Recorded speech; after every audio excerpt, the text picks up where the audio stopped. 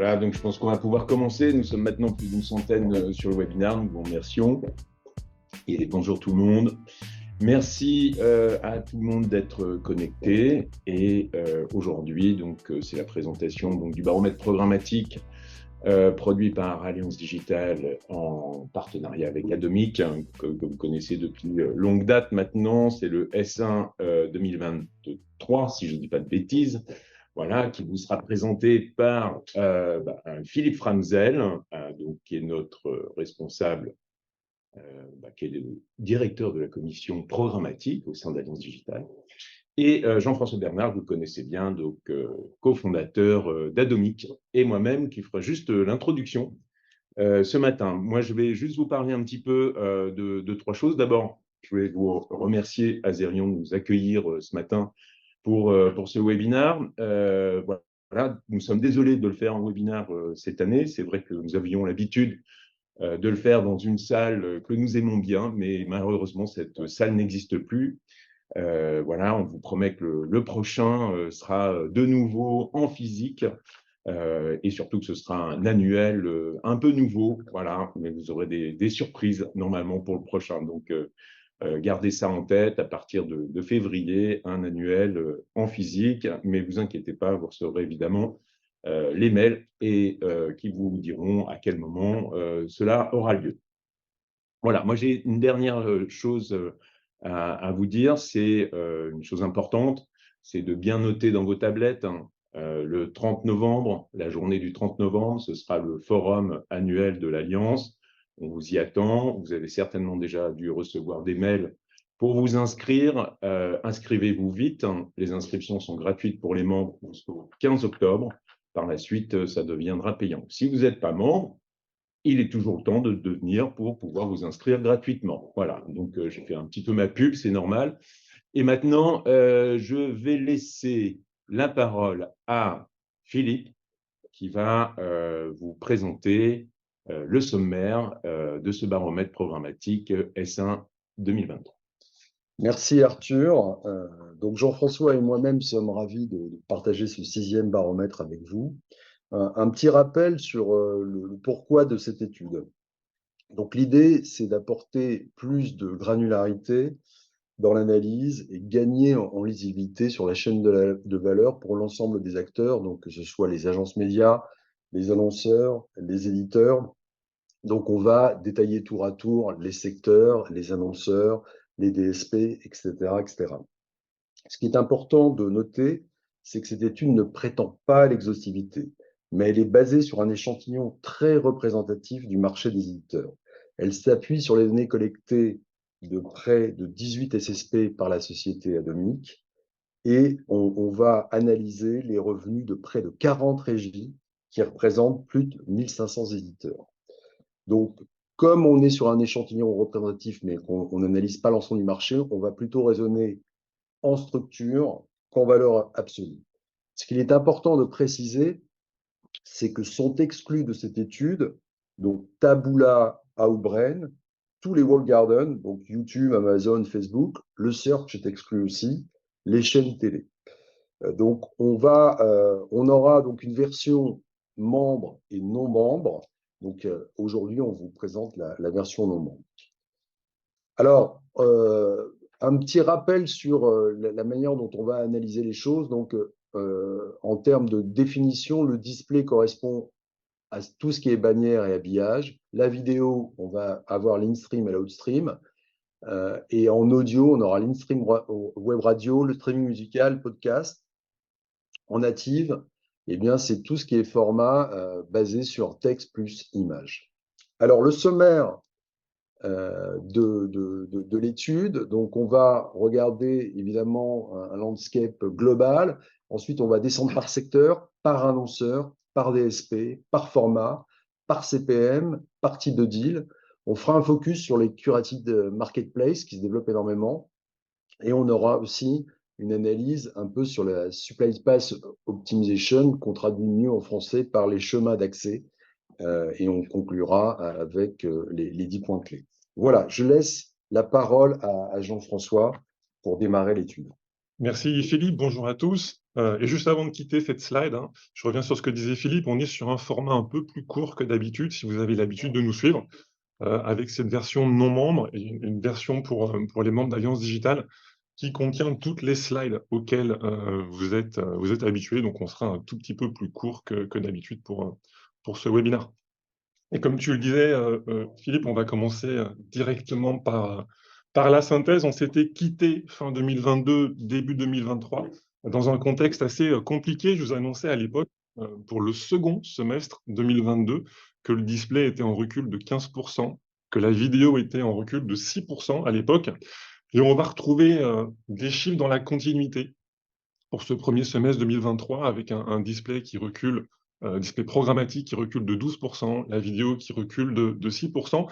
Et ce que vous voyez à droite, ce qui est très notable, c'est que c'est tiré par une baisse des CPM, moins 12% pour le display, moins 22% pour la vidéo. On est stable sur les volumes d'impression.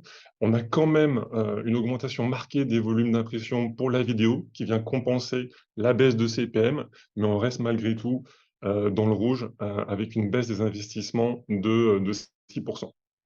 On a un rebond du native. On avait vécu un recul du native, on est là sur un rebond à plus 18%. On assiste à quelque chose d'assez intéressant au sein de la cohorte que Philippe décrivait.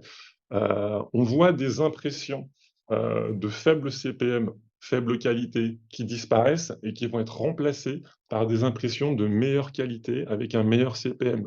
La résultante, c'est donc qu'on est aussi quasiment stable sur les volumes d'impression et qu'on voit un accroissement sensible sur les CPM.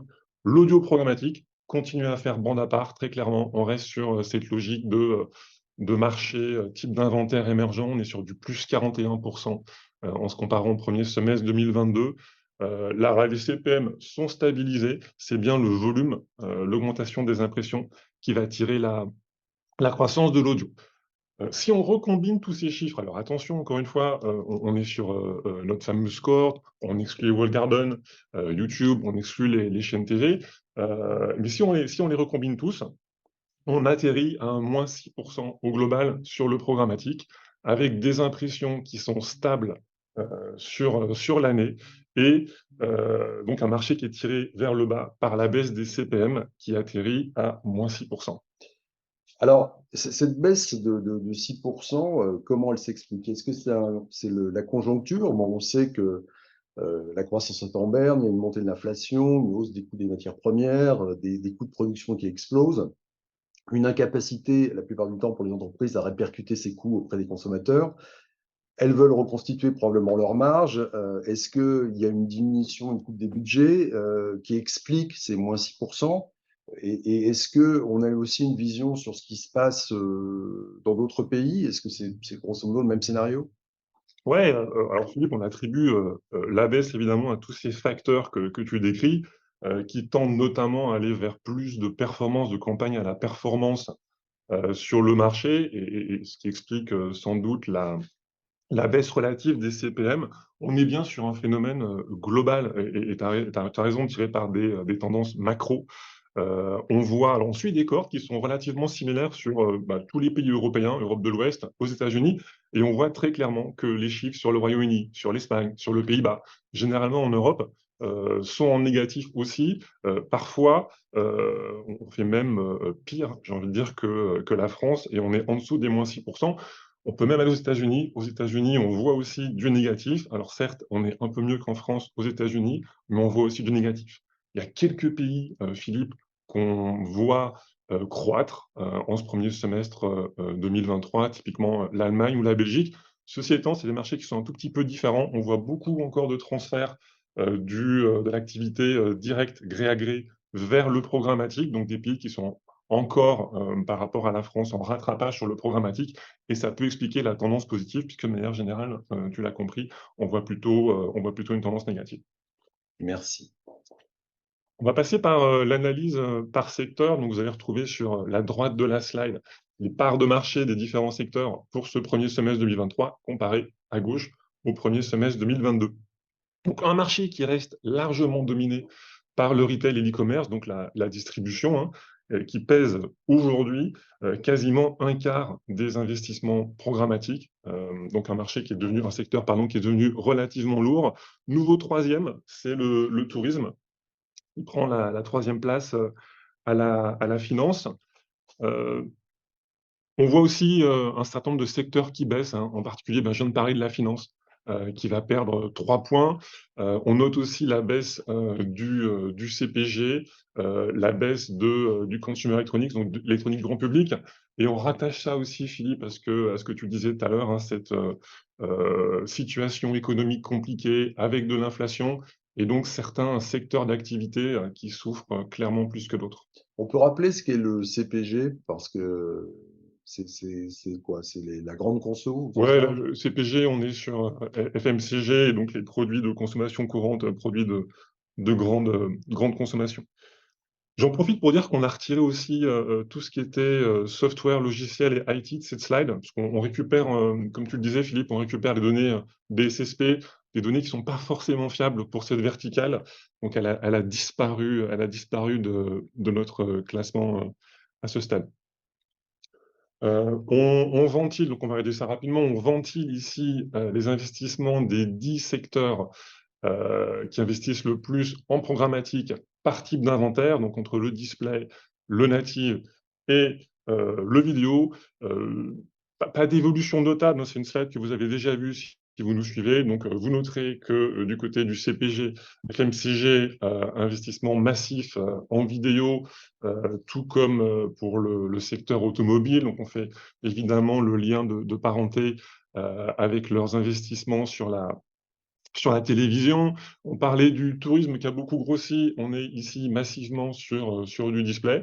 Et c'est intéressant, du côté du native, on voit surtout tout ce qui est habillement, qui surpondère les investissements en native par rapport aux autres secteurs. On va rentrer un peu plus en granularité encore et aller s'intéresser aux annonceurs qui font le marché programmatique. Donc, même slide qu'avant, hein, à droite 2023, à gauche 2022. Nouveau trio de tête, alors Renault-Orange, ça ne change pas, c'était déjà la même chose l'année passée. Le nouveau troisième, c'est Amazon, qui devient donc le troisième plus gros annonceur programmatique en France et qui prend la place de Volkswagen dans notre étude. C'est le premier point remarquable. Deuxième point remarquable, je vous l'ai dit sur les secteurs, on a une grosse présence aujourd'hui de la distribution de l'e-commerce, et on va avoir 5 distributeurs aujourd'hui qui sont dans le top 15 annonceurs, avec Leclerc, Carrefour, Mulliez, Les Mousquetaires, et un petit peu plus bas, Louis Delhaize. Donc ça, c'est une vraie nouveauté. On n'a jamais eu autant de distributeurs dans notre top 15. À noter aussi en termes de variation, la montée des distributeurs, on en a parlé, hein, Delhaize, Leclerc qui monte, surtout la baisse de Volkswagen, hein, qui était troisième l'année passée, avec une part de voix qui était importante à 2,20 et qui descend aujourd'hui à 1,17. Ce top 15 annonceurs, il représente aujourd'hui 22% des investissements programmatiques. C'était le cas l'année passée. Ce qui est intéressant, si vous regardez la fin du classement, c'est qu'on atterrit ici à 0,60 et on atterrissait préalablement à 0,82. On ne va pas faire de mathématiques ensemble, mais ce que ça veut dire que les annonceurs qui sont en tête de classement récupèrent une plus grosse part de voix que par le passé. Donc on est en fait un petit peu plus concentré sur ce top 15 que ce qu'on a vécu par le passé. Là, on voit que le top 15, c'est 22% des investissements. Si je veux avoir mes 80% des investissements, comment je fais en fait? Ouais, c'est quelque chose qu'on aime bien suivre, Philippe, parce qu'en programmatique, il y a une vraie respiration en termes d'annonceurs et du nombre de marques qui communiquent. Alors, pour aller chercher 80% des investissements, on reste finalement sur des chiffres qui sont assez raisonnables. On est à 225 annonceurs, Philippe, cette année, qui représentent 80% des investissements. Pour information, on était à 217 l'année dernière, donc il y a un peu plus de diversité, c'est quand même relativement stable. On a aussi mené un autre exercice, parce que voilà, on reste en effet sur des chiffres qui sont assez raisonnables. Dans les top annonceurs de notre marché, on a quelques points qui sont relativement opaques. C'est la petite note qui est en fait ici en bas à droite. Il y a des marques qu'on n'arrive pas à reconnaître quand on récupère la donnée des SSP, et en particulier AdWords qui nous rend la vie assez compliquée. ou Criteo qui ne diffusent pas toute la transparence qu'on pourrait souhaiter sur les marques. On est quand même allé creuser beaucoup sur Google AdWords pour comprendre quelle était la volumétrie de marques qui se cachaient derrière leurs investissements. Et on a regardé, donc on est resté, on parlait de 22%, on est allé voir 20% des investissements d'AdWords. Et donc, ce qu'on voit, c'est que 20% des investissements d'AdWords sont portés par une soixantaine de marques. Donc, on reste aussi sur des volumes raisonnables et sur des marques qu'on connaît tous. J'ai noté SFR, Booking, Intersport, FDJ, des marques qu'on aurait presque pu retrouver ici dans notre top 15. Et on a poussé l'exercice, on allait voir 33% des investissements d'AdWords. Donc, un tiers des investissements d'AdWords. Et là, on rentre dans la longue traîne, on arrive à 8000 annonceurs. Donc, on a vraiment un saut, c'est intéressant, quand on passe de 20% à 33% chez AdWords, on passe de 60 annonceurs à 8000 annonceurs. Quand je te disais, Philippe, que chez nous, on passait à 15 annonceurs, à 225 annonceurs. Donc, on a vraiment voilà, deux mondes qui coexistent entre le business traditionnel, j'ai envie de dire programmatique, et celui des plateformes self-service avec des volumétries d'annonceurs qui sont complètement différentes. Si. Alors, on a poussé même l'exercice un petit peu plus loin cette année pour regarder les variations dans le top 100 et le top 250. Donc, vous avez à gauche, typiquement les nouveaux entrants dans le top 250 avec des évolutions assez fortes de leurs dépenses. Il y en a 4 dans le top 100. Donc, c'est-à-dire que notre top 100, il est relativement stable en termes d'annonceurs, un petit peu plus dans le top 250, ça fait une vingtaine en fait, une vingtaine d'annonceurs qui rentrent. Et on vous a mis sur la droite les annonceurs qui ont soit complètement arrêté de communiquer en programmatique sur ce premier semestre, donc des annonceurs qui ont fait des arbitrages assez forts, et ceux qui ont diminué leurs investissements de 85% à 99%, et là aussi sont sur des arbitrages conséquents. Je vous laisserai lire la liste à base du document. Et alors, qu'est-ce que c'est que ce Temu? Tu peux nous en parler un peu plus, là, qui est numéro 1 dans le top 50? Alors c'est vrai, vous l'avez peut-être vu sur la slide précédente, Temu, c'est le 15e annonceur aujourd'hui en France, c'est notre plus gros entrant dans le top 15. Et on a fait une petite étude de cas dessus, parce que c'est assez intéressant. C'est une marque qui n'est pas du tout visible en 2022, qui ne communiquait pas, et qui rentre dans le top 15 en France, et dans le top 15, voire le top 10 dans tous les pays qu'on suit, donc en Europe de l'Ouest et aux États-Unis, donc une présence globale. Et c'est une marque intéressante en termes de stratégie de communication, parce que c'est une marque qui dépense exclusivement en open auction et exclusivement sur des plateformes self-service, en premier lieu Google AdWords, et donc autres services similaires. On est sur des CPM qui sont relativement bas, et bien plus bas que les moyennes marché qu'on observe. CPM bas, ça veut dire s'ils sont 15e en dépenses sur le marché, ils vont être plus haut en volume. C'est le 9e annonceur en termes de volume sur le marché aujourd'hui. Et vous voyez qu'avec cette... Ouais. Et tu nous as pas dit ce qu'il faisait. Alors, je t'ai pas dit ce qu'il faisait, tu as raison, j'y viens. C'est une app, Philippe, qui permet d'acheter des produits à des prix, différents types de produits, à des prix relativement réduits. Et donc, cette app, ils ont bien de la promouvoir. Et ce qu'on voit, c'est que cette stratégie, eh bien, elle est très payante pour eux, puisqu'ils sont... alors, je vous ai mis les captures d'écran des classements des stores sur Android et sur iPhone pour cet été. On voit qu'ils sont dans le top 3 en termes de téléchargement d'apps gratuites. Et donc, ça montre comment une stratégie qui s'appuie quasi exclusivement sur Google Ads peut être très puissante pour créer du clic, du téléchargement, bref, en termes de performance. Merci. Et on va changer un petit peu d'univers, on va aller s'intéresser au DSP. Voilà les top 5 DSP en France sur ce premier semestre 2023. Vous retrouvez des noms classiques avec Google DV360, suivi par Google Ads, Criteo, Xandr et The Trade Desk. Je vous propose de passer sur une vision un petit peu plus éclatée avec le top 15 2023 contre le top 15 2022, et avec plusieurs choses à noter. Donc, on vient de le dire, numéro 1, numéro 2, les deux produits Google, DV360, Google AdWords, à eux deux, c'est 60% de part de marché sur le programmatique, avec un peu de mouvement quand même, une baisse relativement importante de DV360 sur ce premier semestre, qui perd 3,7 points par rapport à l'année dernière, et une hausse de Google AdWords, qui, lui, va gagner 1,5 points. Donc, cette hausse de Google AdWords, il faut là aussi, Philippe, la rattacher au contexte que tu décrivais. C'est quelque chose qu'on avait vu au moment du Covid, alors dans des proportions plus importantes à l'époque, hein, quand le marché se tourne vers la performance, en des temps qui sont un petit peu difficiles pour le programmatique, on a en général Google AdWords qui émerge, puisque je viens de donner l'exemple de Temu, on a une plateforme qui est très performante sur la performance. Point à noter aussi sur Google, je vous ai dit, c'est 60% en cumul si on somme les deux produits Google. C'était 62% l'année dernière, donc petite baisse. Et je suis retourné voir les chiffres il y a quelques années, à horizon 2020, et on frôlait les 70% pour Google. Donc on a quand même une tendance de fond aujourd'hui sur ce marché des bidders, avec une concurrence qui est de plus en plus présente par rapport à l'offre Google. Troisième, Criteo, en baisse lui aussi. On sait qu'il y a une stratégie commerce média retail qui est assez forte chez Criteo, donc peut-être un petit peu moins présent sur le programmatique et peut-être aussi pénalisé un tout petit peu par les problèmes d'adressabilité. Trade Desk, 5e dans notre classement, mais en nette amélioration et en passe de devenir 4e, donc on les attend très clairement 4e sur le prochain baromètre. On est content de voir Hawk qui est en vraie progression et donc qui devient 6e, et donc il y a une solution française, et donc ça nous fait plaisir de l'avoir à ce niveau-là.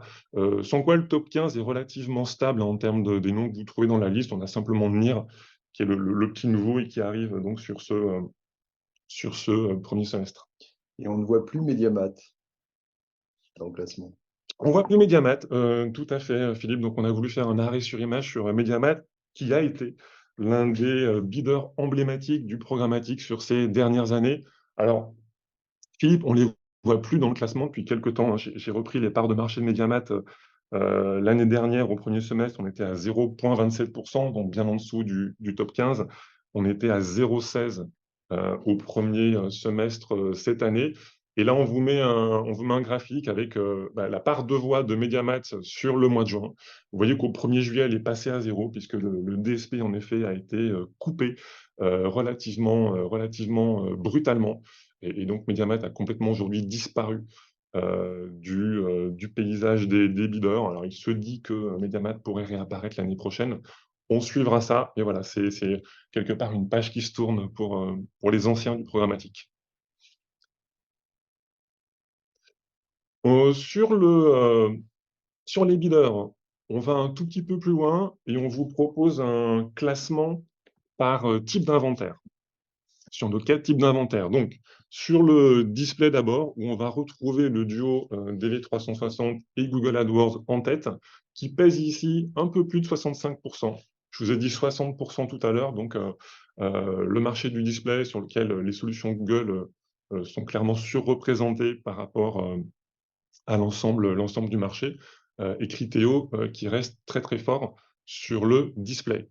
En vidéo, on retrouve là encore DV360 avec une part de marché très importante. Ce qui est intéressant, c'est qu'on voit aussi Trade Desk, vrai challenger, avec plus de 15 points de part de marché sur ce secteur. N'oublions pas Tids aussi, qui est là, avec plus de 10 points. Sur le native, marché qui reste dominé par Google AdWords, et DV360, on inverse ici les rôles.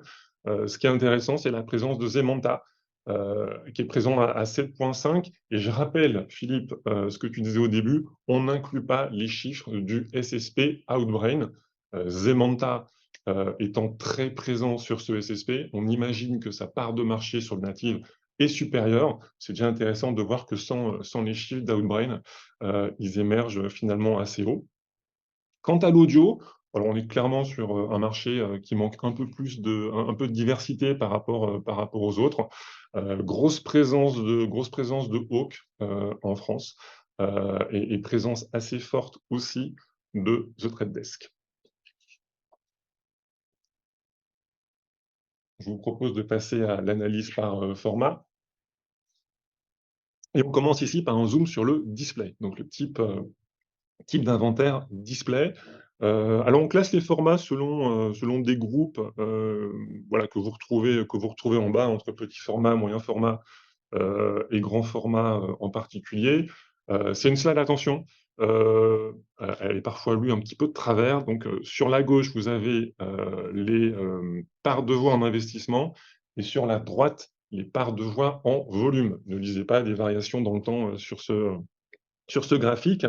Ce qui nous fait dire quoi? Bah, que les petits formats et moyens formats représentent aujourd'hui 64% en valeur du marché du display et 75%, 3/4 du marché en volume.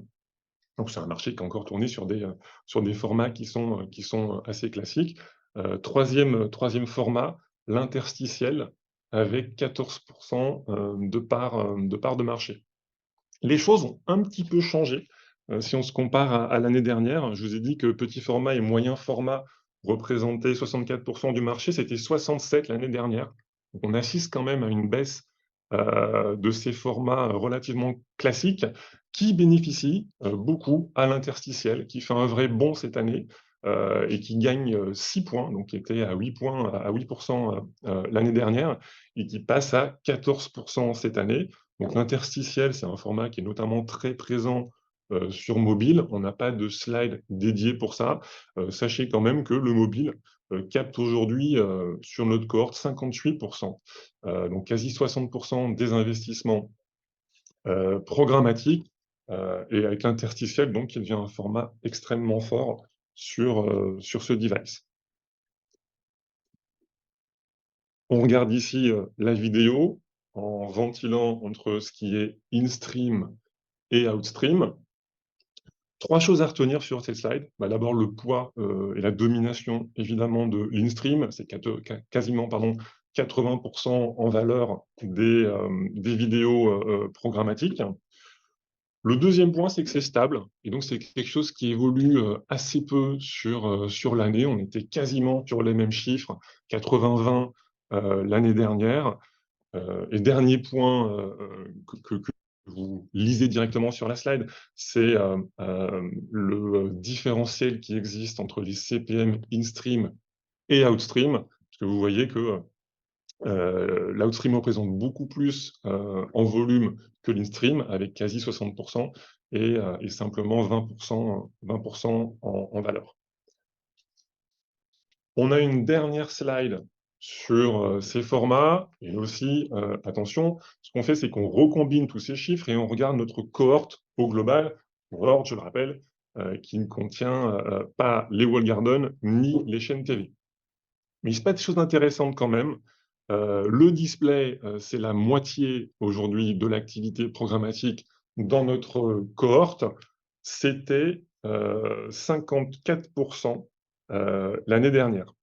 Donc, perte de vitesse pour le display qui va profiter aux 3 autres types d'inventaire et en particulier aux natives et à l'audio qui tirent leur épingle du jeu. C'est ce qu'on a vu sur la première slide hein, avec les croissances que j'évoquais.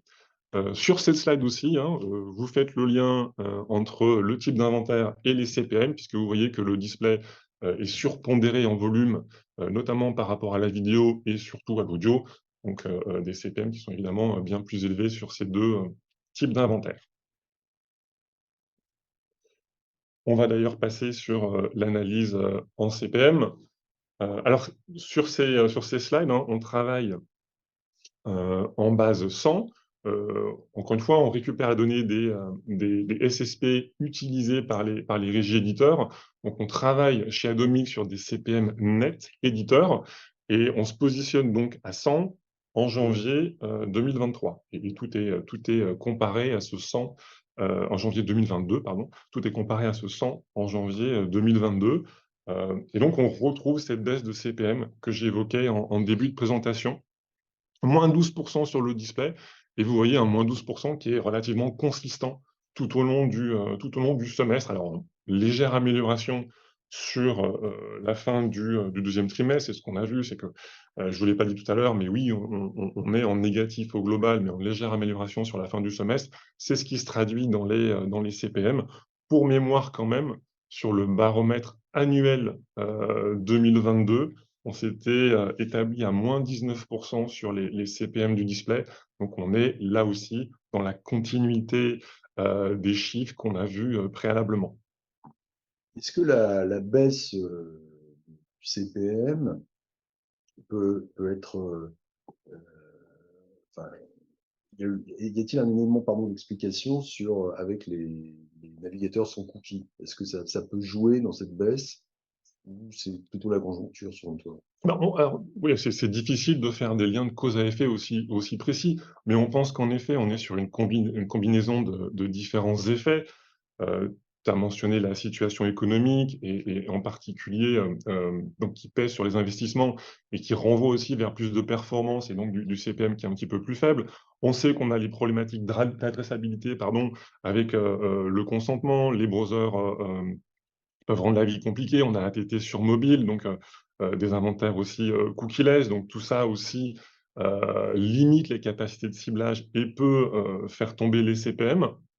On pense aussi, alors ce qu'on ne voit pas dans notre cohorte, hein, je vous ai dit, on est globalement flat sur le volume d'impression. Il se passe des choses évidemment en dehors de notre cohorte. On a les réseaux sociaux qui ont des volumes importants. On voit le retail qui augmente aussi aujourd'hui en termes d'impression. Il y a une étude de l'ANA, l'Association nationale des annonceurs, qui est sortie aux États-Unis il y a quelques mois et qui expliquait que donc on a des sites qu'on appelle les MFA, les Made for Advertising sites, donc qui sont des fermes à clics, hein, des sites qui représentent aujourd'hui 21% des impressions, et donc ont pris une part considérable sur le programmatique en termes de volume. Et donc ce plein d'impressions a sans doute aussi une incidence sur les CPM, hein, s'il y a plus d'offres. On peut voir des CPM qui diminuent. On se pose la question de comment ça va évoluer, Philippe, et est-ce que ça peut remonter en particulier parce qu'on entend beaucoup parler, de vigilance, peut-être de commencer à éviter ces sites, MFA. On parle beaucoup d'attention et donc d'aller sur des inventaires qui sont, plus quali et donc tout ça, pourrait contribuer à protéger un petit peu le CPM et à le faire remonter. C'est une tendance qui plaît sans doute pas à tout le monde. C'est intéressant aussi de noter qu'il y a quelques semaines, il y a un communiqué de presse de The Trade Desk, qui est sorti, et qui expliquait que, c'est un petit peu technique, mais ils n'avaient pas hésité à bider sous les floors, des SSP, donc à bider plus bas, et donc peut-être que cette perspective d'avoir des CPM qui remontent, voilà, elle peut poser problème et on a aussi des techs qui se positionnent pour que, ce soit limité. Très bien. On suivra ça dans le temps, et on va passer sur l'outstream, hein, où on observe donc là une baisse des CPM de moins 23% sur le semestre. On est dans la même dynamique que celle qu'on vient d'évoquer. Je m'y attarde pas. Sur le in-stream, on est aussi à moins 15%. Je vous ai parlé du moins 19% en 2022 sur le display. On était à moins 13% sur la vidéo en 2022 en annuel, hein. Donc là aussi, on est vraiment dans la continuité de cette tendance baissière sur les CPM. Sur le native, dynamique radicalement différente, puisque vous voyez que les CPM de 2023 sont supérieurs à ceux de l'année dernière, avec aussi ce petit tassement en fin de semestre. Je vous l'expliquais aussi au départ, hein, on observe clairement une disparition d'inventaires à faible CPM, entre guillemets, de mauvaise qualité sur notre corps, qui sont remplacés par des impressions de meilleure qualité, donc à CPM plus élevés. Et donc, ça nous conduit à cette hausse de CPM de 21%. On finit avec l'audio, sur lequel il n'y a pas grand-chose à signaler en termes de CPM, hein. C'est vraiment très stabilisé sur ce premier semestre. L'évolution, elle est vraiment sur les volumes. Donc, la performance de l'audio, c'est d'arriver à maintenir des CPM qui sont stables avec des volumes qui font plus 37% sur l'année. Passer à l'analyse par type de deal et on ventile ici le marché entre l'open auction et les différents deals. Vous aurez les définitions en annexe de la présentation. Un rappel très rapide, donc le private auction deal, on est sur des deals avec des prix qui sont relativement flottants et qui sont en compétition avec l'open auction. Les preferred deals, on est sur des prix fixes et une priorité en général par rapport à l'open auction. Enfin, l'EPG, le programmatique garanti, avec un prix fixe, lui aussi, et comme son nom l'indique, des volumes qui sont garantis. Donc, un marché qui est toujours très nettement dominé par l'open auction, hein, 73,6% des investissements. On parle toujours beaucoup de deals, mais le gros du marché, il est en open auction. C'est encore plus vrai en volume, puisque l'open auction, c'est 95% des volumes sur le marché programmatique. Private auction, 3,3%.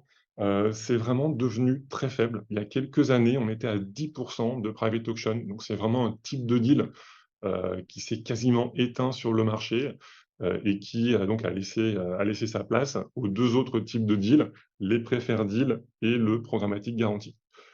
Donc, l'élément notable, c'est la croissance ici du programmatique garanti qui gagne 2 points.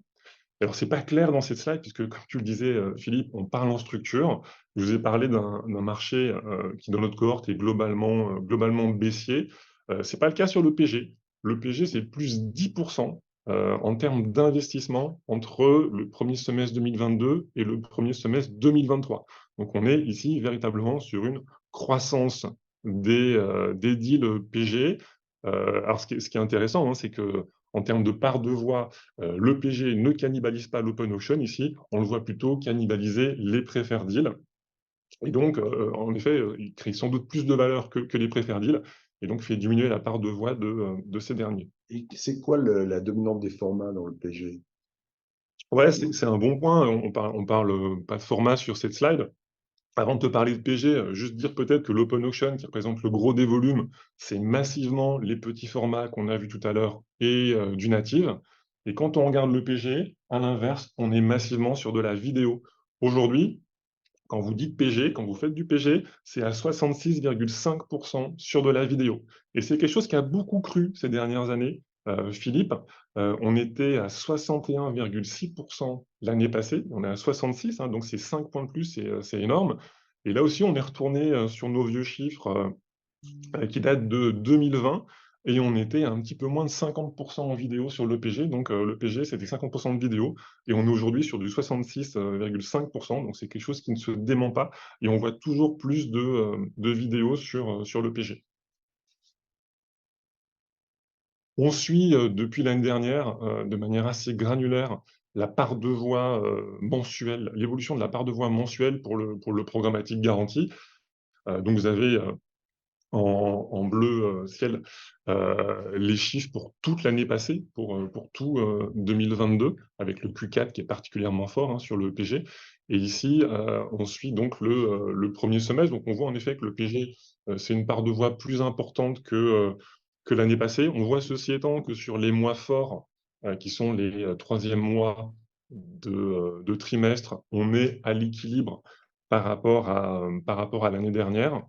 Intéressant de voir, on va suivre cette course, on se reverra ensemble en février prochain, et on verra si le PG suit la tendance de l'année dernière et arrive à faire un troisième trimestre et un quatrième trimestre qui est plus fort qu'en 2022.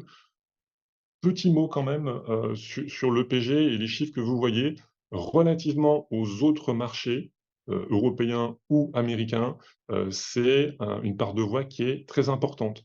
On a globalement le Royaume-Uni, pardon, qui est dans le même type de chiffres, aux alentours de la quinzaine de pourcents, on voit sur T2, et assez systématiquement sur les autres marchés européens et aux États-Unis, on est en dessous de ce 15%, on peut même être en dessous de 10%. Donc la France, très bon élève sur le programmatique garanti. Analyse ici en CPM par type de deal. Je vous parlais de la croissance du PG. Vous voyez que le CPM du PG a cru entre 2022 et 2023. C'est donc plus 6%. On était à l'équilibre sur les preferred deals. Pas trop regarder l'évolution du CPM sur les private auction deals, puisque vous l'avez compris, on est maintenant sur un produit qui est relativement délaissé et assez peu significatif en volume. Donc les variations sont pas réellement significatives. Et le moins 7% en open auction, rattachez-le aux 73% que j'ai évoqué avant en termes de part de marché. Si l'open auction a un CPM qui baisse de 7%, ça emmène tout le marché à la baisse. Ça explique pourquoi on voit un moins 6%, sur le CPM marché sur notre cohorte. Petite nouveauté, on vous a mis à droite l'échelle de valeur entre les CPM des différents types de deals. Si vous prenez l'open auction comme référence, le prix d'une private auction, c'est 3 fois l'open auction. Le CPM d'un preferred deal, c'est 6 fois l'open auction. Et le CPM d'un deal programmatique garanti, c'est 11 fois le CPM de l'open auction. On ventile ici les deals par type d'inventaire. Donc, Philippe, on va retrouver ce qu'on expliquait tout à l'heure, à savoir que si vous regardez le display et le native, vous verrez beaucoup d'open auction. Donc, je vous l'ai dit, hein, l'open auction, c'est beaucoup de petits formats et de native.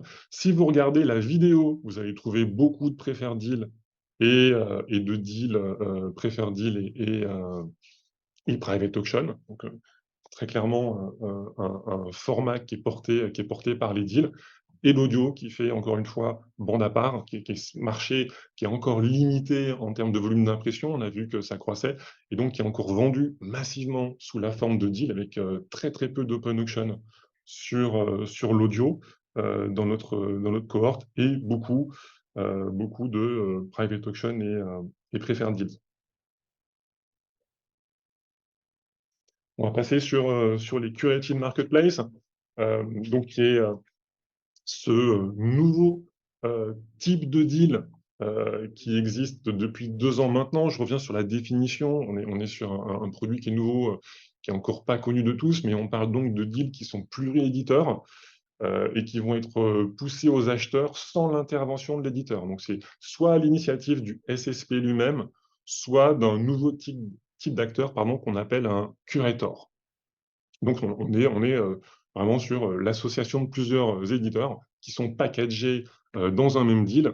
On a des vrais gains opérationnels à fonctionner de la sorte par rapport à avoir des deals qui sont multipliés dans la nature avec les différents types d'éditeurs. Quand on suit le marché des curated marketplace, aujourd'hui, on travaille exclusivement avec CSSP, ils sont à droite, et on est sur une cohorte un petit peu plus légère que celle qu'on suit au global, car l'information n'est pas si simple que ça à aller récupérer.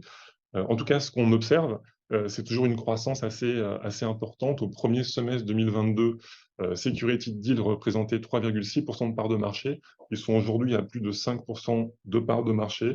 C'est une croissance de la part de marché qui est de plus de 40%. C'est significatif. Il faut se rappeler encore une fois qu'il y a 2 ans, les curated marketplace n'existaient pas ou existaient peu. Et alors, par rapport à Security Deal, est-ce qu'on les retrouve dans les deals ou on les retrouve en open? Ouais, c'est une question technique, Philippe, qui est un petit peu compliquée. Tout dépend de qui on parle. Donc, comme je le disais, on récupère la donnée depuis les SSP, donc les technologies sell-side. Ce qui fait que on va nous considérer les curated deals pour les éditeurs comme de l'open auction. Donc, quand j'ai parlé tout à l'heure de 73,6% des investissements en open auction, ça inclut les curated marketplace. En général, on n'est pas sur des deals qui sont pilotés par les régies et donc qui sont vendus, selon eux, en open auction. À l'inverse, si on va sur le buy side, on parle de deal. Pour acheter une curated marketplace, une agence, un acheteur, un trading desk, un annonceur va en fait passer par un deal ID. Donc, ces 5 points que j'évoque là, quand je disais qu'on avait 73,6% des investissements qui étaient en open auction, du point de vue d'un acheteur, il faudrait en fait les retirer.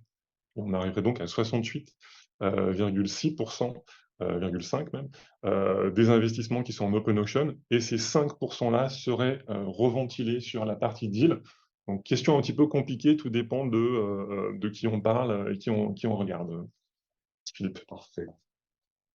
On a aussi cette année regardé SSP par SSP sur les 6 SSP qu'on suit, quelle était la part de revenus, la part d'investissement qui était générée au travers de curated marketplace. Et vous voyez que c'est réellement très significatif, notamment sur les 2 SSP historiques qu'on investit au démarrage du marché sur ce nouveau type de produit. Je pense à donc Xandr Monetize et Equative, chez qui on retrouve respectivement 24 et 22 des investissements sur les curated marketplace. Suite donc Improve donc Magnite, Index et Pubmatic. On sous-évalue d'ailleurs un tout petit peu Pubmatic. Je vous l'ai dit, la donnée curated marketplace n'est pas si simple que ça à aller chercher. Il n'y a pas de standard, donc c'est un travail très particulier qu'on met en place. Et on est encore en train de s'améliorer dessus. Typiquement, on s'attend à ce que Pubmatic soit pas à 7 mais soit à 11 c'est pas si important ça. Ce qu'il faut retenir, c'est que ces curated marketplace ont aujourd'hui une place prépondérante sur ces SSP en termes d'investissement. Et on va finir par la partie la plus technique de la présentation, qui sont l'analyse sur les supply paths, les chemins d'accès à l'inventaire. On parle ici donc de header bidding. Donc on vous remet ici les 3 types de solutions header bidding qu'on analyse chez Atomic.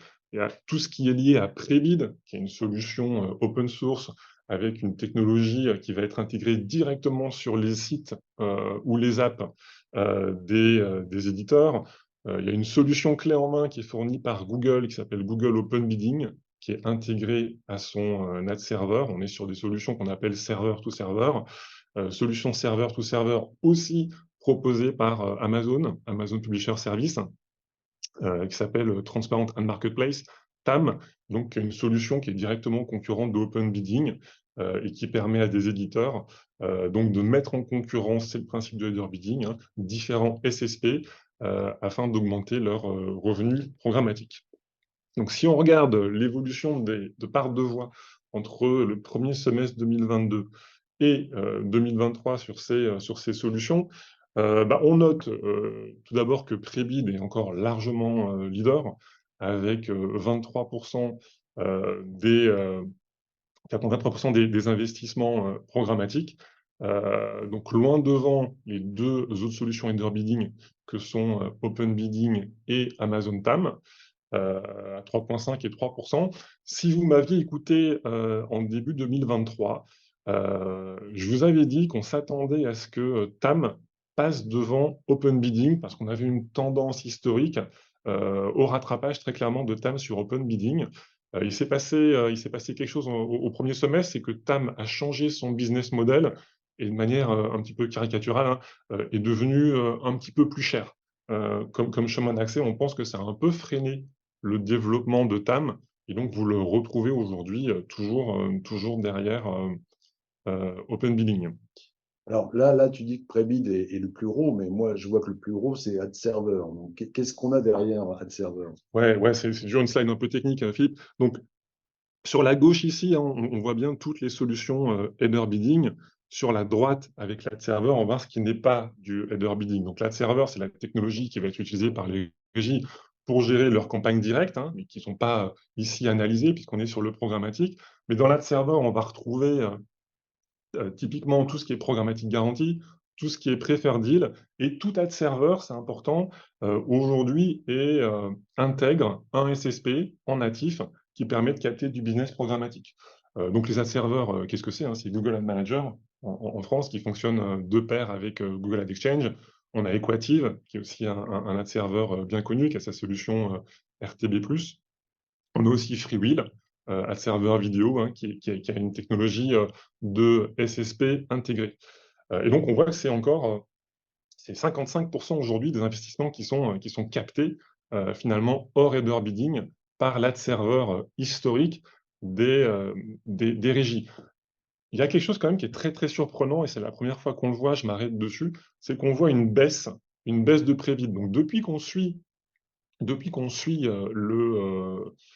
ces chemins d'accès chez Atomic, on a eu une hausse continuelle du header bidding face à l'ad server. Et cette année, on est sur un retournement avec donc une baisse du header bidding. Vous voyez que si vous sommez les chiffres des 3 solutions, vous allez être en recul. Et des gains quasi 2 points, plus de 2 points pour l'ad server. Alors, on s'est posé la question, c'est vrai qu'il y a beaucoup de choses qui se passent sur le marché aussi, en termes de SPO, avec des acheteurs qui sont plus sensibles à choisir les chemins les plus efficaces pour aller acheter de l'inventaire, avec des régies aussi qui ont beaucoup de SSP dans leur solution de header bidding. Ça peut être un petit peu compliqué à gérer, ça peut aussi être assez onéreux, et donc des régies qui viennent couper en fait des SSP. On parle aussi beaucoup de CO2. Les chemins qui passent par le header bidding peuvent être assez créateurs d'émissions en CO2. Et donc, on pense qu'on est peut-être sur le début d'une tendance qui voit un resserrement des investissements et des revenus générés par les régies sur le header bidding au profit de l'ad server. C'est quelque chose qu'on suivra évidemment sur les prochains baromètres. Merci Jean-François. Donc, on va terminer par les points clés, et puis après, on prendra les questions. Donc, dans les points clés, il y a évidemment la poursuite de la dégradation de l'investissement programmatique hein, sur le display et même en vidéo. On voit qu'il y a un rebond de la native, ce qui est plutôt intéressant. Il y a la poursuite de la baisse des CPM display et vidéo, hein, dans une diminution respective de 12 et 22%. On voit que l'audio explose, hein, c'est le nouvel Eldorado enfin dire programmatique, mais on voit qu'il y a des deals enfin du digital. Le secteur du retail, qui accroît quand même ses investissements de manière significative. Hein. Et puis la baisse du CPG et de l'électronique grand public. Donc le CPG, on voit qu'il y a quand même des baisses en structure, on perdait 2%, ce qui est quand même important. Pour le programmatique garanti, on voit qu'il progresse hein, et que ça se fait au détriment donc, des preferred deals et des private deals. Et enfin, les curated marketplace qui touchent aussi hein, sont les private et les preferred, ils ont une croissance très forte hein, puisqu'on passe de 3,6 à 5,1. Et on voit que le supply pass pré-bid, comme le disait Jean-François, est un peu en baisse versus l'ad server, mais on peut se dire que l'ad server progresse aussi parce que les deals programmatiques garantis progressent et se retrouvent au sein de l'ad server. Voilà, on a terminé, on va prendre les questions. Victoire nous a noté tout ça. On les a là. On a une première question, là. Alors, est-ce que vous avez coupé les micros? Première question. Première question Ça, c'est intéressante. bon. Non, nous n'avons pas coupé les micros, a priori. Alors, il y a question sur de savoir si les chiffres sont sur le mobile uniquement ou est-ce qu'on intègre le desktop. Alors, les chiffres couvrent tous les devices qui sont présents, je dirais, dans notre cohorte. Donc, voilà, le desktop et le mobile, évidemment. On a même un petit peu de smart speaker. On a un tout petit peu de CTV. Ce n'est pas réellement représentatif, on l'a dit tout à l'heure, puisque les chaînes TV ne sont pas inclus dans la cohorte. Et le gros des inventaires CTV, évidemment, il est chez les chaînes. Mais donc oui, le mobile et le desktop sont présents. Je reviens sur ce que je disais, on a aujourd'hui un mobile, un device mobile, si on cumule donc le mobile et les tablettes, qui est largement prédominant par rapport au desktop. On a une deuxième question pour savoir si l'analyse se fait vidéo outstream ou in-stream. Je pense que tu as répondu à cette question pendant le déroulé. Ouais, on cumule sur un certain nombre de slides les deux channels, les deux formats, et on ventile en effet sur une slide pour montrer la différence entre ces deux formats. Alors pour l'instant, il n'y a pas d'autres questions, donc ce qui veut dire que vous avez été très clair, messieurs. On espère. Il y a une question pour vous replacer les curated deals au sein de l'écosystème. Ah, pardon, oui, alors je ne suis pas, les gens ne répondent pas forcément Pour bien appréhender sur le même canal, donc évidemment. Alors, pouvez-vous replacer les curated marketplace au sein de l'écosystème pour bien appréhender le fonctionnement versus les autres acteurs? Ouais, alors, on va revenir avant les curated marketplace peut-être pour bien comprendre comment ça marche. Donc, l'open auction, les enchères ouvertes, vous connectez de la supply, vous connectez de la demande, et on est sur des enchères qui se font quasiment toutes seules. Sont arrivés après les fameux deals, avec les deal ID, qui permettent de schématiquement réaliser des contrats en direct entre un vendeur, donc une régie, et un acheteur, une agence, un trading desk, un annonceur, et donc de canaliser le flux d'achat sur un inventaire qui est parfaitement déterminé au sein du deal. Vous avez vu qu'il y a plusieurs subtilités en termes de deal, hein, avec des priorités, des variations sur les modalités de pricing, mais on reste sur cette logique de contrat 1 à 1 entre un vendeur et un acheteur. Ce qui, à un moment donné, pose un petit problème en termes de scalabilité ou en termes opérationnels, c'est que si vous êtes un acheteur et que vous voulez typiquement faire un deal avec 15 régies différentes, bah, vous vous retrouvez avec 15 deals à gérer, ça peut être compliqué opérationnellement. Et donc, il y a eu cette idée de créer des curated marketplaces qui sont en fait des packages d'inventaire, donc pluri-régie, pluri-éditeur. Et donc, plutôt que d'avoir ces 15 deals qui sont réalisés un à un entre l'acheteur et les 15 éditeurs, on peut avoir une curated marketplace qui regroupe les inventaires des 15 éditeurs et qui va donc être appréhendé comme un deal unique par l'acheteur. Donc un vrai gain opérationnel. Ça ne se fait pas tout seul, on a besoin d'un intermédiaire qui le fait. C'est pour ça que je disais, on est soit sur les SSP qui le font en direct, soit sur des tiers qui sont donc vraiment des middlemen dans la chaîne de valeur et qui sont des curators.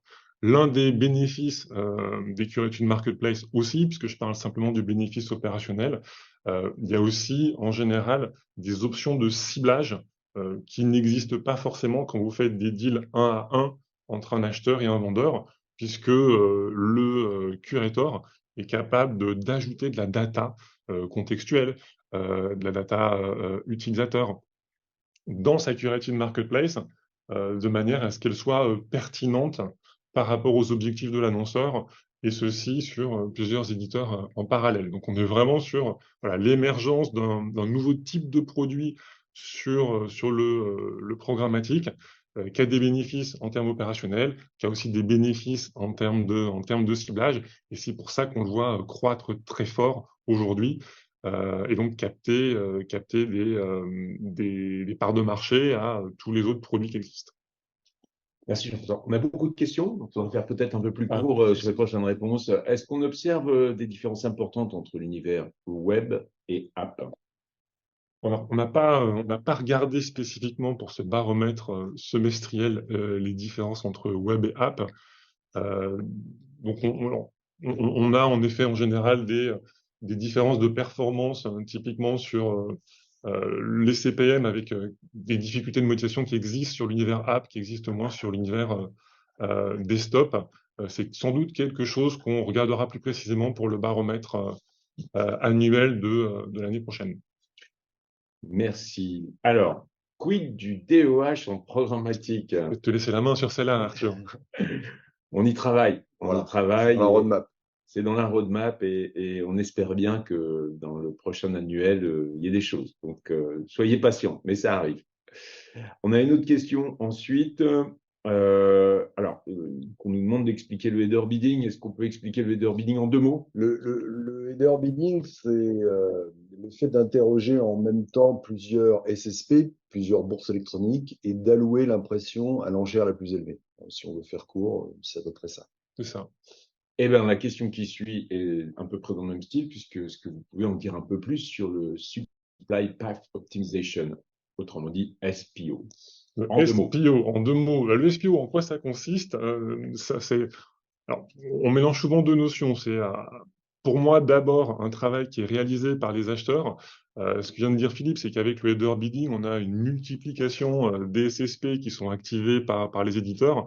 Et donc, pour arriver à acheter finalement le même emplacement, vous pouvez emprunter ce qu'on a donc différents chemins, à savoir différents SSP.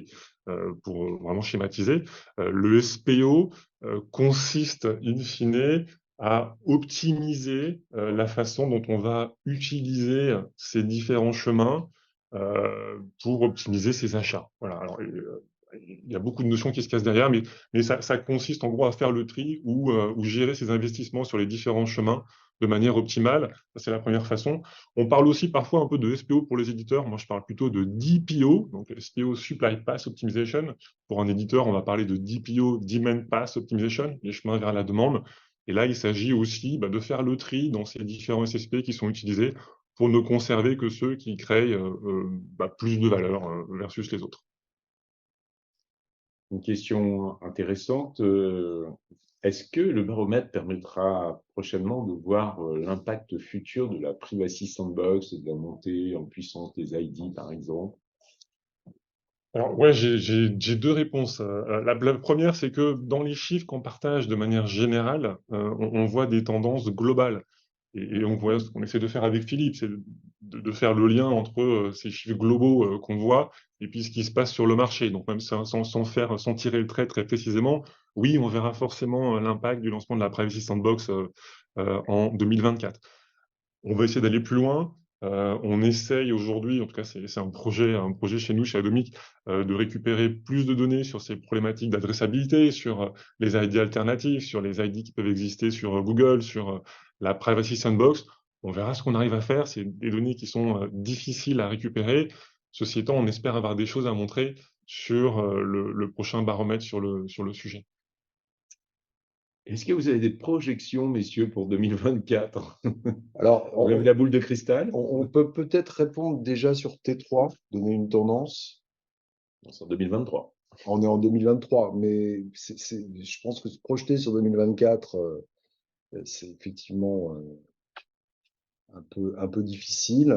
On a évoqué le contexte marché tout à l'heure, donc il n'a pas l'air de vouloir changer. Donc l'inflation élevée, les coûts de production qui augmentent, la volonté de reconstituer des marges, le fait de ne pas pouvoir répercuter le prix pour le consommateur. Donc finalement, la volonté de faire des économies et souvent des budgets publicitaires qui sont coupés, quels que soient les médias. Donc ça, c'est un peu la tendance de fond. Et pour l'instant, on n'a pas d'autre vision à terme, sauf à donner la tendance des trois qui peut Ouais. donner une indication sur 2024. Et aujourd'hui, on a en effet les chiffres de C'est une juillet. question d'ailleurs. Donc, est-ce que vous avez des tendances aussi, une vision sur T3?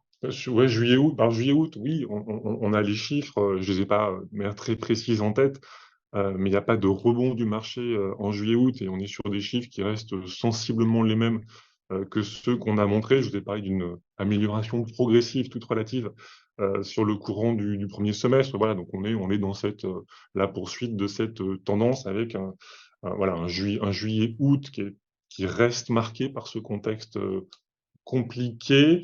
On n'a pas encore les chiffres de septembre, ils n'ont pas été agrégés, donc je ne me prononcerai pas dessus. Donc, On les découvrira. soyez patients, la version annuelle arrivera, on essaiera de faire le plus tôt possible. Une question sur les CPM. Les CPM display baissent dans l'ensemble, mais est-ce que des formats se démarquent dans des CPM stables ou en hausse? C'est une bonne question. Je peux pas y répondre comme ça parce que pour le coup, j'ai pas la donnée sous les yeux, donc c'est peut-être quelque chose, je sais pas qui a posé la question, sur lequel on peut revenir après le baromètre. Je parlais de l'interstitiel qui montait sensiblement. Je m'attendrais typiquement à ce qu'il soit un petit peu protégé en termes de CPM par rapport à ce qu'on a vu au global et qui est donc évidemment tiré par les petits et moyens formats.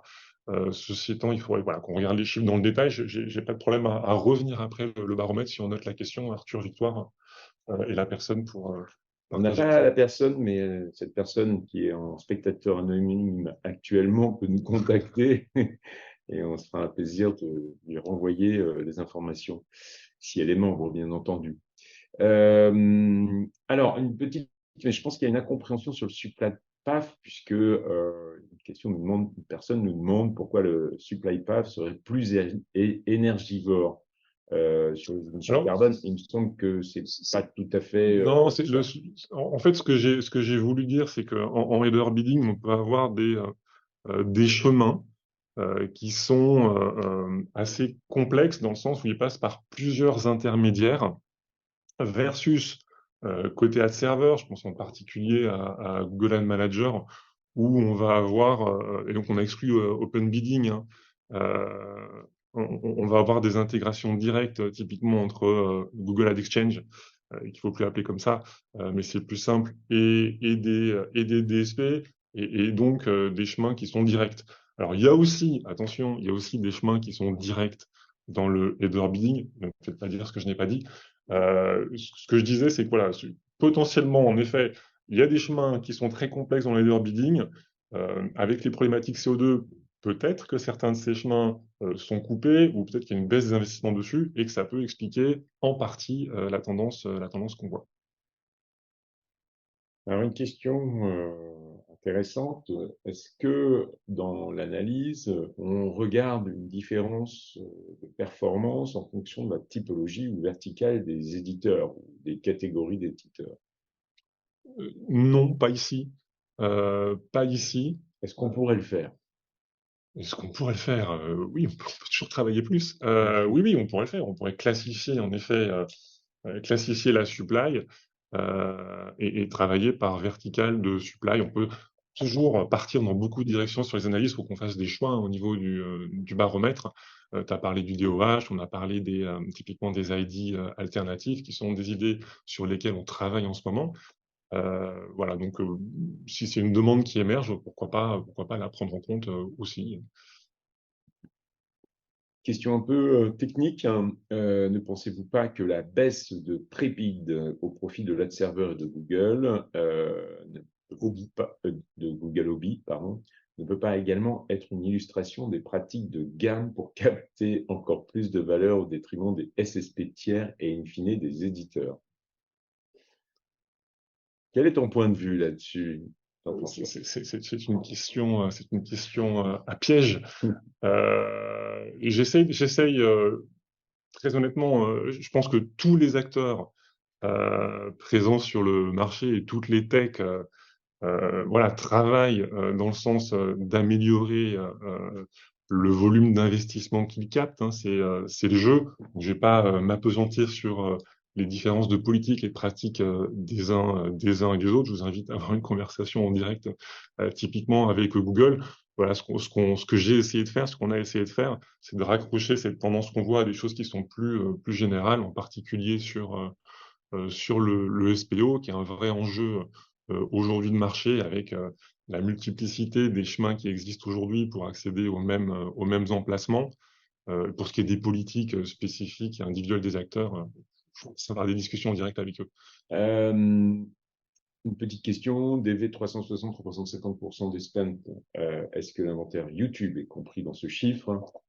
Un non franc et massif, puisqu'on capte la donnée DSSP sur la quarantaine de régies qu'on évoquait au départ, et YouTube n'est pas inclus dans le périmètre, tout comme, je le rappelle, les chaînes de télévision.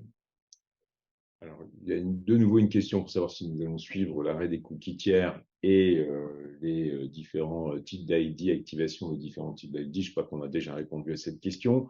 Il y a une deuxième question, une autre question sur le SPO, pour savoir si on a une part d'acheteurs qui targetent les inventaires directs dans leur stratégie, donc qui utilisent dans leur stratégie le SPO par rapport à d'autres solutions. Alors, je suis sûr d'avoir compris la question. Avez-vous une part des acheteurs qui targetent des inventaires directs dans leur stratégie? Alors, donc, par rapport au chemin. D'accord, donc l'inventaire direct, donc sans passer par des intermédiaires. Je ne suis pas hyper optimisé. Oui. Alors, c'est une bonne question, question complexe. C'est compliqué de récupérer cette donnée de manière fiable et complète. Donc, on a une vision partielle là-dessus. Donc, au travers de la donnée qu'on arrive à capter, on arrive typiquement à observer un hop. Donc, en SPO, hein, c'est la présence d'un intermédiaire dans la chaîne de valeur, voire deux hops, donc deux intermédiaires. Mais on ne peut pas avoir une visibilité à ce stade, ça reste un marché qui est compliqué, une visibilité complète qui va de la supply à la demande. Donc on peut très bien observer ces fameux chemins directs, en effet. Et puis après, ce qui se passe en dehors est un petit peu plus compliqué. Voilà, donc on n'aurait qu'une vision partielle sur le sujet et sans doute pas assez fiable pour être partagée. Toujours sur le SPO, alors plusieurs questions dans la même question, enfin 3 questions. Est-ce que le SPO est automatique? Est-ce qu'il y a une forte utilisation? Est-ce que ça impacte les évolutions CPM observées? J'ai l'impression qu'il va falloir faire un webinaire sur le SPO, parce que je ne suis pas un spécialiste du SPO, je tiens à le signaler.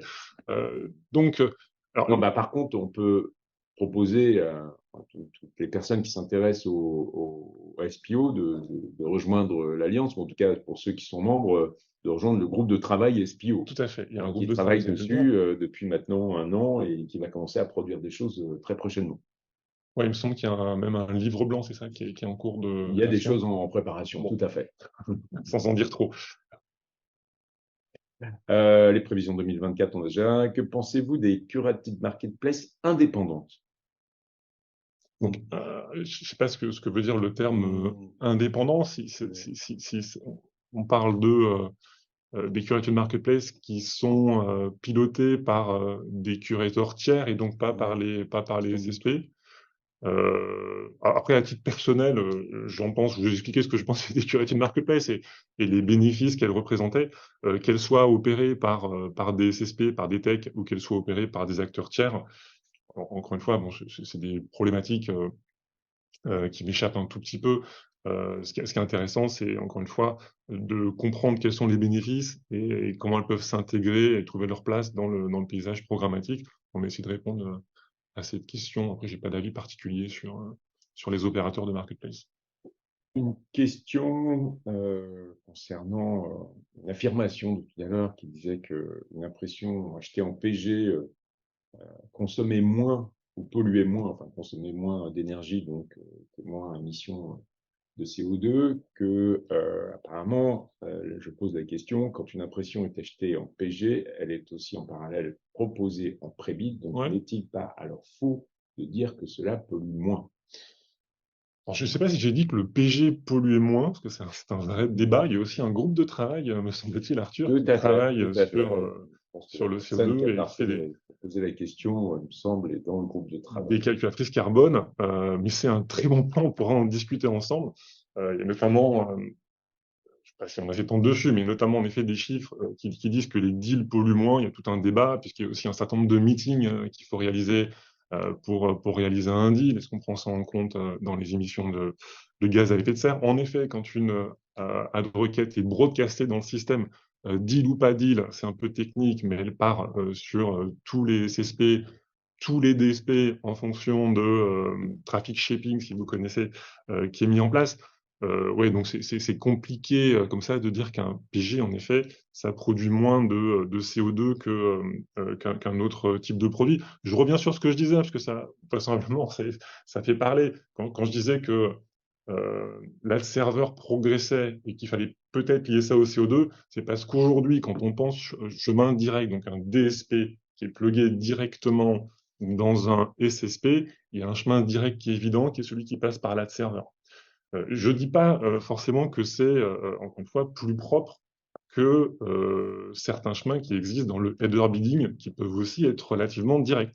Juste que dans le header bidding, il y a un certain nombre de chemins qui comportent plusieurs intermédiaires et que peut-être, avec la pression qui existe aujourd'hui sur les émissions de gaz à effet de serre, ça a un impact sur donc le SPO et le choix qu'on fait ou pas d'utiliser ces chemins. En tout état de cause, si ces questions sont importantes pour notre audience, vous pouvez évidemment vous référer au référentiel coproduit avec le SRI sur ces modélisations et sur les données, et vous faire aider par évidemment une société qui peut vous aider à calculer tout ça, mais à partir du référentiel aujourd'hui, l'ensemble des données programmatiques sont modélisées dans ce référentiel qui est en open source, je le rappelle, mais qui n'est pas un calculateur, qui était une méthodologie avec une base de données associée. Plus d'autres questions? S'il y en a une dernière sur la Connected TV, je vois. Oh, une petite dernière qui est arrivée. Juste, quelles sont les observations sur la Connected TV et Elles sont limitées, donc je en partager puisque les chaînes TV n'étant pas inclus dans la cohorte, ce qu'on voit est très limité et sans doute pas représentatif de ce qui se passe sur le marché de la Connected TV. Donc pas de commentaires particuliers à faire sur ce device. Mais pareil, si cette personne souhaite rejoindre nos groupes de travail sur la CTV, elle est la bienvenue. Il suffit de nous contacter et de devenir membre. Voilà. Le baromètre est un vrai outil de promotion Tout à fait, c'est digitale. un outil très important pour l'Alliance, hein, parce que c'est en effet une de nos études phares, puisque nous en aurons d'autres prochainement. Messieurs, merci beaucoup pour cette présentation très riche et évidemment, on vous donne rendez-vous pour l'annuel, début d'année 2024, avec, on a bien pris en compte certaines des questions, on verra comment on peut intégrer certaines choses dans le prochain baromètre. Merci à tous, on vous souhaite une très bonne journée et on vous dit à bientôt. Merci beaucoup, au revoir. Au revoir.